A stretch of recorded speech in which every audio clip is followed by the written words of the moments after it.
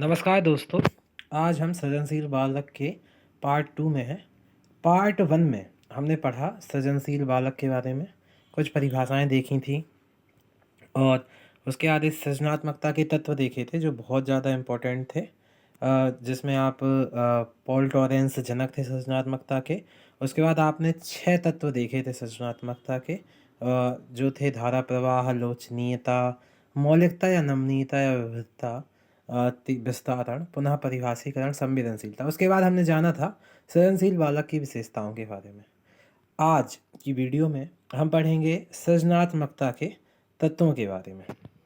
सृजनात्मकता के तत्व नहीं, सॉरी, सृजनात्मकता के चरण के बारे में, जो कि कॉफमैन ने दिए।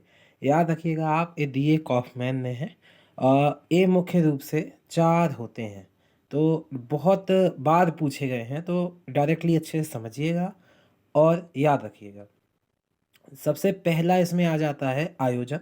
दूसरा आएगा उद्भवन, जिसको सुप्तावस्था या अंतर विकास भी बोलते हैं। तीसरा आएगा आपका प्रकाशन या अनुभूति और चौथा सत्यापन। इसको मैं आपको समझा रहा हूँ कि सृजनात्मकता के चरण में कॉफमैन ने दिए ये चरण और 4 हैं। फर्स्ट है आयोजन या तैयारी। सृजनात्मकता आपने समझी कि किसी चीज़ का सृजन करना। किसी समस्या समाधान के दौरान बच्चा जब किसी चीज़ का खुद से सृजन करता है उस समस्या को सुलझाने के दौरान, तो सबसे पहले वो क्या करेगा? आयोजन या तैयारी। जरूरी सामान इकट्ठा करके काम करने को तैयार, अर्थात या तो मानसिक रूप से वह कार्य करने को तैयार, तो विभिन्न पूर्व ज्ञान वो अपने अंदर समेटेगा पहले, तो वह जरूरी सामान बोला गया है। तो ऐसा कि जरूरी सामान इकट्ठा करके काम करने की तैयारी आयोजन कहलाती है, या इसी इसी को हम तैयारी बोलते हैं कि सबसे पहले तैयारी की जाती है किसके लिए? सृजनात्मकता के लिए या सृजनशीलता के लिए।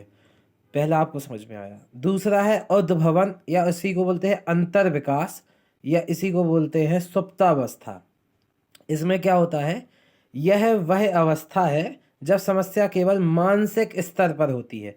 अभी आपने मन में तैयारी की कि इस समस्या को कैसे सुलझाना है, और आपके मन में अभी उद्भवन चल रहा है, अंतर विकास चल रहा है कि क्या इस समस्या को सुलझाने के दौरान हम कार्य करेंगे। तो बस ये क्या है? मानसिक स्तर पे है अभी आप, मतलब आपने कोई कार्य किया नहीं है, केवल मानसिक स्तर पर है समस्या। इसी को सुप्तावस्था या इसी को उद्भवन कहते हैं। तो ये आपको समझ में आ गया होगा। मानसिक स्तर पर चलती है, बाहर कोई कार्य दिखाई नहीं देता, अर्थात आप बाहर कार्य नहीं करते कोई। ये आपके एमपी टेट में आया भी हुआ है कि इस चीज़ को कहते क्या है।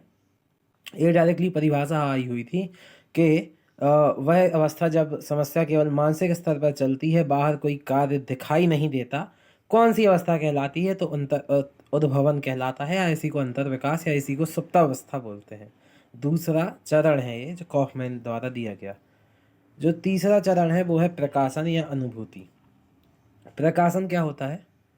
दिमाग की बत्ती जलना, अर्थात जब आप मंथन करते हैं अपने मन में, तो मंथन हो गया आपका अंतर विकास, या इसी को सुप्तावस्था या इसी को उद्भवन बोल रहे। तो जब मंथन के दौरान एकदम से आपके पास क्या आ गया? आइडिया आ गया कि हम इसको सॉल्व कैसे करेंगे, क्या करने वाले हैं, तो वैसी को अनुभूति या उसी को क्या बोलते हैं? हम प्रकाशन बोलते हैं। दिमाग की बत्ती जलना, ये ट्रिक मान सकते हैं आप इसकी, कि दिमाग की एकदम से जब बत्ती जलती है और हम क्या करना चाह रहे हैं वो हमें पता चलता है, तो हम वो प्रकाशन या अनुभूति हो जाती है, दिमाग की बत्ती जल गई और हम उस कार्य को अपने तरीके से करते हैं। वही सृजनात्मकता का तीसरा चरण है। और चौथा चरण है सत्यापन या वेरिफिकेशन। सत्यापन मतलब कार्य आशा के अनुरूप हुआ है या नहीं, अनुरूप है या नहीं, अर्थात आपने, मतलब वही है ना कि कोई आशा है आपके पास, या फिर आपने कोई पहले से हम सोच के रखते हैं कि हमें यह कार्य करना है, तो वह उसके अनुरूप हुआ है या नहीं, इसको देखना है सत्यापन। तो मुख्य रूप से आप यहाँ पे 4 चीज़ें याद रखेंगे कि पहला के आयोजन होता है या उसी को तैयारी बोलते हैं। दूसरा उद्भवन या सुप्तावस्था बोलते हैं, अंतर विकास बोलते हैं। तीसरा प्रकाशन या अनुभूति, और चौथा सत्यापन। ये चरण है सृजनात्मकता के जो दिए हैं कॉफमैन ने। कॉफमैन का नाम याद रखेंगे आप। ओके। उसके बाद है सृजनात्मकता के परीक्षण, के मतलब कैसे परीक्षण करें सृजनात्मकता का। ये आपको जैसे ये तो पता है कि पॉल टॉरेंस है क्या जनक इसके सृजनात्मकता के, तो पॉल टॉरेंस ने ही परीक्षण बताए कुछ जिसके द्वारा सृजनात्मकता का पता लगाते हैं बच्चों में कि कितना सृजनात्मक है, कितना क्रिएटिव बालक है, ऐसा। तो सबसे पहला है उत्पाद सुधार परीक्षण या प्रोडक्ट इम्प्रूवमेंट टास्क। इसमें क्या, बने बनाए को पहले से बेहतर बनाना, मतलब कोई आकृति दी जाती है वो पहले से बनी होती है, उसको फिर बच्चा तोड़ तोड़ मरोड़ के अपने से खुद से बनाता है। जो पजल्स वगैरह आती हैं उसमें उस टाइप से नई नई आकृतियाँ बनाई जाती हैं, तो उत्पाद सुधार परीक्षण इसको बोलते हैं। फर्स्ट हो गया। दूसरा जैसे लिखा हुआ है टिन के डिब्बे से परीक्षण। टिन के डिब्बे से ये है परीक्षण कि यहाँ पे आयताकार, वर्गाकार, त्रिभुजाकार सभी डिब्बों से अलग आकृति बनाते हैं। तो जब हमें डिब्बे बच्चों को देते हैं तो कोई ज़्यादा क्रिएटिव या ज़्यादा सृजनात्मक आकृति बनाता है, कोई बच्चा कम सृजनात्मक आकृति बताता है। तो इससे हमें परीक्षण हो जाता है कौन बच्चा कितना सृजनशील है। ये भी एक तरीका है टिन के डिब्बे से परीक्षण। तीसरा है चित्रपूर्ति परीक्षण। इसमें क्या होता है, चित्र के टुकड़ों द्वारा अलग ही चित्र बनाया जाता है कि हाथी का चित्र है, मान लो उसके टुकड़े हैं, कुत्ते का चित्र है उसके टुकड़े हैं, भैंस का है तो किसी का मुंह, किसी का पेट, किसी की पूंछ, किसी के पाँव लगा दिए। तो ऐसे नए नए चित्रों के टुकड़ों से अलग ही चित्र का सृजन होता है। इसको चित्रपूर्ति परीक्षण के अंदर रखा जाता है। और कम से कम बच्चा कितना समझ पाया है, आँख की जगह आँख ही लगा रहा, नाक तो नहीं लगा दे रहा, कान की जगह कान ही, तो यह चीज़ भी शामिल है उसमें कि यह चीज़ कम से कम ठीक हो। और किसी अन्य जानवर का शरीर अन्य जानवर में लगाते हैं, इस टाइप से है। और फिर है वृत्त परीक्षण, मतलब पैर की जगह पैर लगा दे, ऐसा चित्रपूर्ति परीक्षण में होता है। नेक्स्ट है आपका वृत्त परीक्षण। वृत्त परीक्षण में क्या होता है कि बच्चों को आंकड़े दिए जाते हैं, जैसे यहाँ लिखा हुआ है कि 100 आंकड़ों को अलग अलग आकृति में भरना। आंकड़े से रिलेट कर सकते हैं आप 1 से लेके 100 तक गिनती मान लो। तो अब बच्चे को 100 तक गिनती लिखना है, एक तो गिनती लिखना है देखिए, उसके बाद उसको एक सर्कल दिया जाएगा, उसमें 100 तक गिनती लिखनी है। जैसे उसने इस डिब्बे में लिखा सर्कल के 1, यहाँ इसमें लिखा 2, तो ऐसे उसको अलग अलग आकृतियों के माध्यम से 100 तक, तो जितना सृजनात्मक होगा वैसी वैसी आकृति क्रिएट कर पाएगा। और हर एक आकृति नई होनी चाहिए। ये होता है वृत्त परीक्षण। तो आई थिंक आपको ये भी समझ में आ गया होगा कि क्या होता है आपका वृत्त परीक्षण। तो मेनली ये 4 प्रकार के परीक्षण हैं जिसके द्वारा हम पता कर सकते हैं सृजनात्मक बालक के बारे में और ज़्यादा। तो समझ में आ गया होगा। नेक्स्ट है कि सृजनशील बालकों की शिक्षा कैसी हो।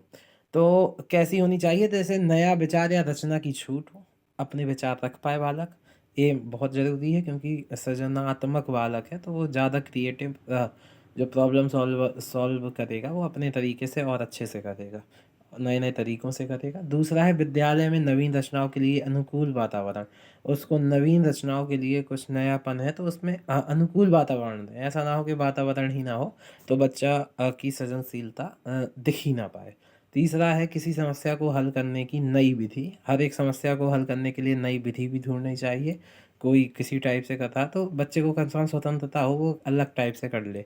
और चौथा है किसी काम को पहले से कम समय में करना। तो ऐसे में क्या होगा कि नई नई प्रक्रिया जनरेट होंगी। जैसे कोई कार्य आपने बच्चों को सिखाया कि इस टाइम में होता है, बच्चों से कहा अब इसको जल्दी करना है, तो जो सृजनात्मक या क्रिएटिव बालक होंगे वो नए तरीके ढूंढेंगे उसको जल्दी करने के। तो ऐसे सृजनात्मकता बढ़ती भी है बच्चे में, क्रिएटिवनेस बढ़ती है बच्चे में, और ऐसी शिक्षा बच्चे को दी जानी चाहिए। आपने यहाँ तक समझा, और यही था अंत इस वीडियो का। बहुत बहुत धन्यवाद आपका वीडियो देखने के लिए। जय हिंद।